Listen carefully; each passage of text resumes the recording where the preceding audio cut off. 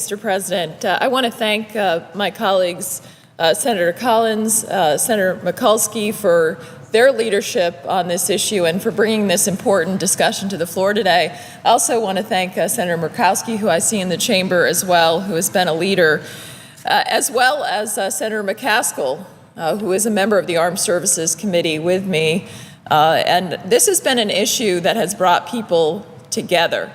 And it has brought people together for the right reasons. An issue that the women of the Senate have really, I think, driven, but it's important to understand that this is not a woman's issue. The issue of ending sexual assaults in our military is an issue for everyone.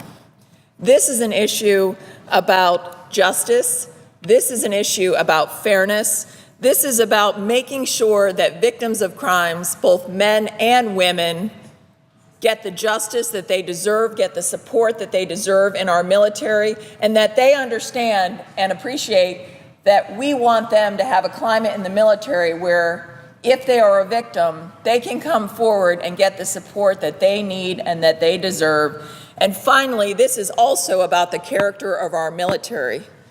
We are blessed to have the very best military in the world. But when there is a plague of sexual assaults like we have seen in our military, it undermines the very fabric of our military in terms of our readiness, in terms of our preparedness, in terms of the cohesiveness of our units. And that's why it's not only important that we address and support the victims of these crimes, that we end sexual assault in our military, but that we have a climate in our military that says, if you are a commander and you do not stop sexual assaults, prevent sexual assaults, have a climate in your unit that says zero tolerance, this is not going to happen, and if a victim comes forward in your unit that you don't handle this the right way and do the right thing and support victims and ensure that perpetrators are held accountable, you will be relieved from command. And that is the climate in which all of the reforms in the defense authorization are brought forward, where we work together across the aisle with provisions that are very strong to support victims. One of those is a Special Victims Council.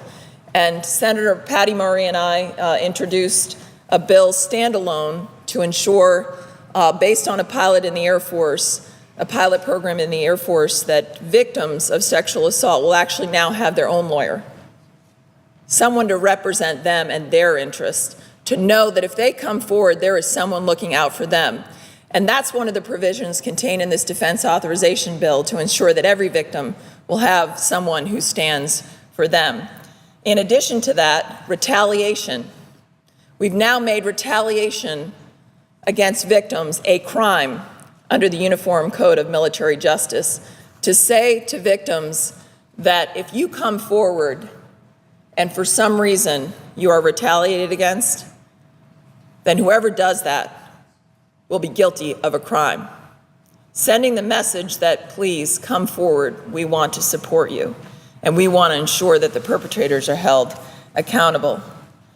Now, in addition, I believe that if we want to solve this problem, the provisions in this bill that people have worked together on are very, very strong. I want to thank the chairman of the Armed Services Committee and the ranking member for their work together. We are going to pass in this chamber unprecedented reforms that ensure that the military understands this is not an issue anymore that can be left in the closet. This is not an issue that can be quietly spoken of where victims feel that they can't come forward. That the reforms in this bill are very tough. They support victims, they hold commanders accountable, and they make sure that we do not see what we have seen in the past, things like commanders overturning the verdicts. That will be done under this bill, and that is not allowed anymore if this bill passes on the floor. So I simply come to the floor today to say, there is so much that we have agreed upon that is going to address this issue in the military. And for all of my colleagues that are on the floor today, I thank them for their leadership. But we will not let this rest. The one thing I do know is that Certainly those of us that serve on the Armed Services Committee and those who are here who don't serve on the Armed Services Committee but serve on other very important committees in the chamber, including the Appropriations Committee, that despite the unprecedented reforms that I believe we're going to pass on a bipartisan basis to end sexual assault in the military, ensure that victims are supported, we're not going to let this go. This is not going to be something where we pass these reforms and that's the end of the story. Every few months, we're going to be asking, what have you done to implement these reforms? Every few months, we're going to be expecting a report back to the United States Senate to ensure that what we have all intended to occur here, that is the right thing for victims of crime, that is the right thing for our military, is getting done.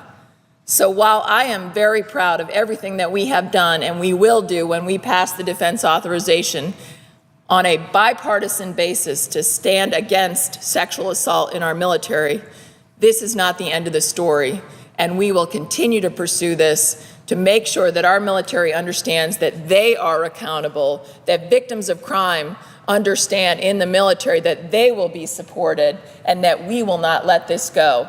And so I thank you, Mr. President. I want to thank my colleagues for their leadership and everything that they have done to support victims of crime and to end sexual assault in our military.